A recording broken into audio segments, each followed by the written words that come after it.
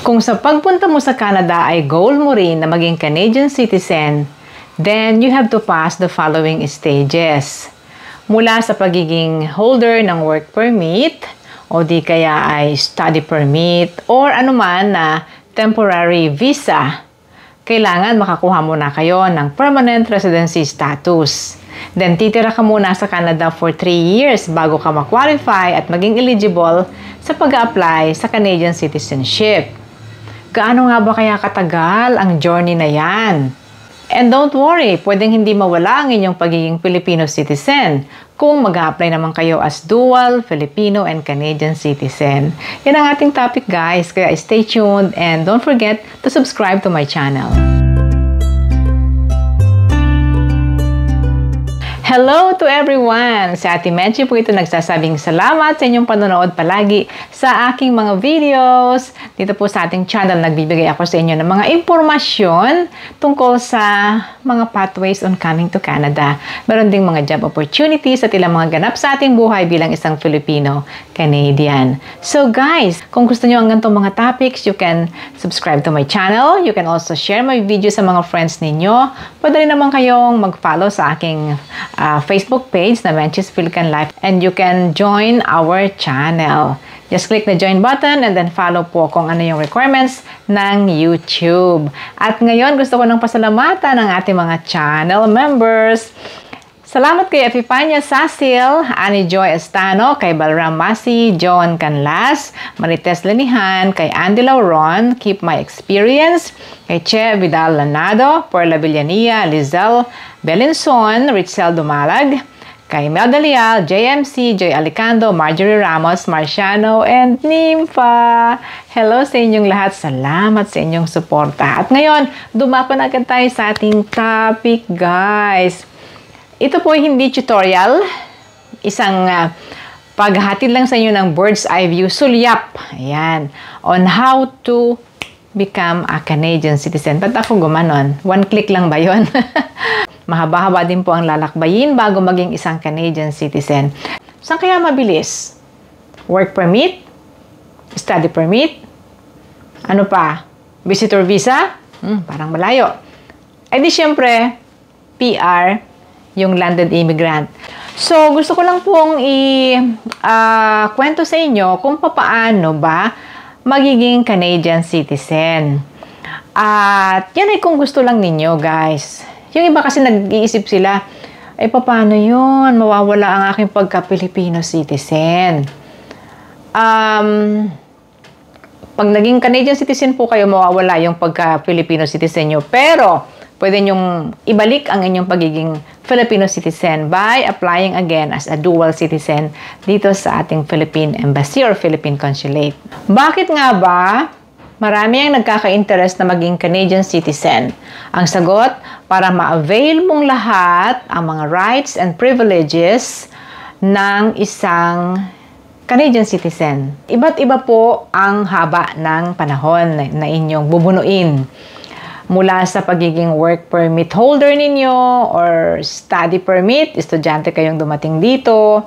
Yung iba nagtatry din na bilang visitor visa. Medyo sapalaran po ang pagiging visitor visa pero may mga nagtagumpay na rin dyan. At saka isa pa, edi yung darating ka dito ay permanent resident na. Okay guys, so iba't iba pong stages ang dadaanan nyo, iba't ibang haba ng taon bago ka maging Canadian citizen.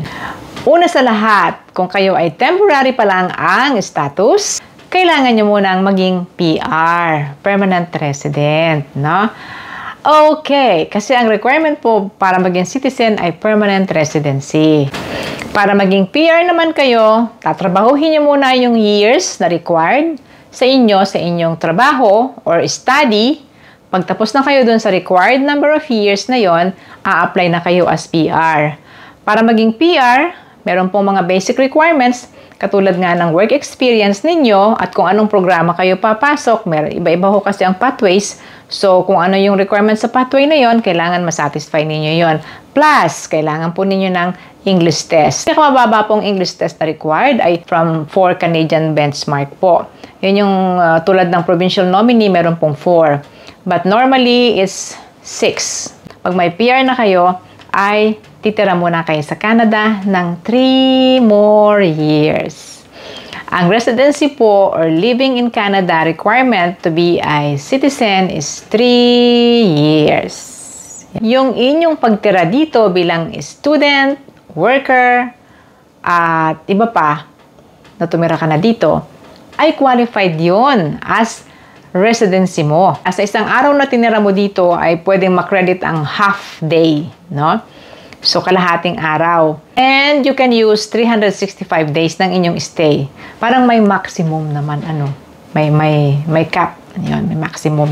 Hanggang 365 days. Nasa website po ng IRCC, ililink natin sa ating description box. Sabihin siguro ninyo, Ate Menchi, ang agap mo naman mag-discuss ng tungkol sa citizenship. Hindi pa nga kami pumupunta dyan para magkaroon na kayo ng research, no? This will be part of your research para makita na ninyo ang magiging future ninyo. And then, makadecide na kayo kung gusto nyo bang maging citizen or not. Kasi it depends on you. Pwede pong hindi kayo maging citizen sa Canada. Pwedeng pagkatapos nyo ng work, uuwi kayo. Mag-a-apply uli, tapos uuwi uli. Ganon, no? But if your goal is to be a citizen, inyo na pong pakinggan itong mga sinasabi ko. Ano nga ba ang eligibility para maka-apply kayo as Canadian citizen? First, you have to be a permanent resident, PR. Tumira sa Canada ng 3 taon or 1,095 days. You have filed your income tax. Yung mga taxes ninyo dapat in-file ninyo sa panahong nakatira kayo dito at nagtatrabaho or kung ano man ang inyong ginagawa. Another po na requirement ay kukuha kayo ng citizenship test. Ang citizenship test po ay 20 items lamang. Naku, walang sinabi yan sa mga test natin sa Pilipinas. 100 items tayo kung mag-test sa Pilipinas, di ba? Sa ating mga school. Ito, 20 lang. Huwag niyong kakatakutan yon. Ano po ang sinasaad ng citizenship test? Rights and responsibilities of Canadians. May history, may geography, may mga symbols ng Canada, meron tungkol sa gobyerno, samut-sari tungkol sa Canada. At meron pong reviewer. Pwede po kayong mag-review. Ang test po na ito ng citizenship ay, ang kukuha lang nito ay yung mula 18 years old and above hanggang 54 years old. Pag 55 ka na, exempted ka na. And below 18, exempted ka. Yan. Hindi ka na kukuha ng test. Yung iba, naghihintay maging 55 para wag kumuha ng test. Pwede yon. Pero kung matagal ka pa bago mag-55, diba? Kumuha ka na. Maiksi lang 20 items lang. Sa 20 items po, kailangan maipasa mo ang 15 items. At requirement din, guys, ang proof of English proficiency. Mula sa 18 years old above hanggang 54 years old, yun din. Pero kung nag-submit ka na ng iyong English nung nag-apply ka ng PR, hindi mo na kailangan mag-submit ngayon dito sa iyong citizenship. Applications can be done online or paper. Magkano ang application fee sa Canadian citizenship? Well, tumataginting na $650 po. Yun pong 100 ay para sa right of citizenship. Yun. At gaano katagal bago ma-approve ang application? Ay 1 year and a half, 18 months po so far. At kapag na-approve na, mayroon pong citizenship ceremony. Before the pandemic, maganda po ang citizenship ceremony. Merong isang lugar, isang venue na marami kayo na mga sabay-sabay mag-oath taking. There's a judge na nagsasagawa po ng oath. Yon, tapos magpi-picture taking kayo, yon, and then mafe-feel mo, may hawak kang Canadian flag, mafe-feel mo yung iyong ginagawa bilang isang Canadian citizen. Pero during the pandemic po ay naging mga virtual na. Pero syempre dahil wala lang pandemic, everything will go back to the usual. After that, pwede ka na mag-apply ng Canadian passport. Ayan. Para sabihin ko po sa inyo, isa sa na-enjoy ko ay ang pagkakaroon ng Canadian passport. Dahil ito ang pinakang gusto ko sa pagiging Canadian citizen. Yung makakapag-travel ka sa iba't ibang bansa na hindi mo na kailangan ng visa. Walang hassle. Hindi ka na mag-a-apply ng visa. Like if you want to go to US, drive ka lang, mag-cross ng border, passport lang ipapakita mo. And then, punta ka sa iba't ibang bansa sa Europe. 142 countries po pwede mong puntahan with your Canadian passport, no? Another thing, kapag kayo citizen na, you can participate in voting sa mga eleksyon, municipal, provincial, city, or federal elections. Hindi pa yan kasama sa mga rights ng isang permanent resident or PR. At meron pang bonus, bibigyan ka ng 1 year na free admission sa mga Canadian parks and other recreation center. Nice. At meron pang isa, pwede pong hindi mawala ang inyong pagiging Filipino citizen. Mag-a-apply naman kayo sa Philippine Consulate upang kayo ay ma-reinstate ang inyong Filipino citizenship kung gusto ninyo. So ngayon guys, kwentahin natin gaano kahaba yung journey para maging Canadian citizen mula sa pag-alis nyo sa Pilipinas. Yun. Kung kayo po ay pupunta rito ng hawak nyo ay work permit, magtatrabaho muna kayo ng 1 year o depende sa inyong program guys, no? It could be 1 year, it could be 2 years. Yung waiting pa, ang pag-wait po ng result ng PR, matagal-tagal din. It would take, sabi ko nga sa inyo, maybe from 4 months to 6 months or longer. So, sabihin natin 2 taon na agad yon. And then, titira ka pa sa Canada ng 3 years. Although, pwedeng mabawas ang 1 year doon. No? Kasi yung iyong una mong itinira dito as worker, pwedeng mabawas. Okay, sabihin natin naka 4 years ka na. Pagdating mo rito hanggang PR at mag-a-apply ka as citizen. So, mag-a-apply ka at ang waiting ay more than 1 year. So, 5. Pinaka-shortest guys, para maging citizen kayo from work permit is 6 to 7 years bago maging citizen. Yan. Kaya ba ang waiting na yon? Sabi nila, ang tagal naman pala. Siyempre, unti-unti guys. Hindi natin pwedeng biglain yan. Ano? Ngayon, kung student naman, gaano katagal? Ang student po, mag-aaral muna kayo 2 years. Diba?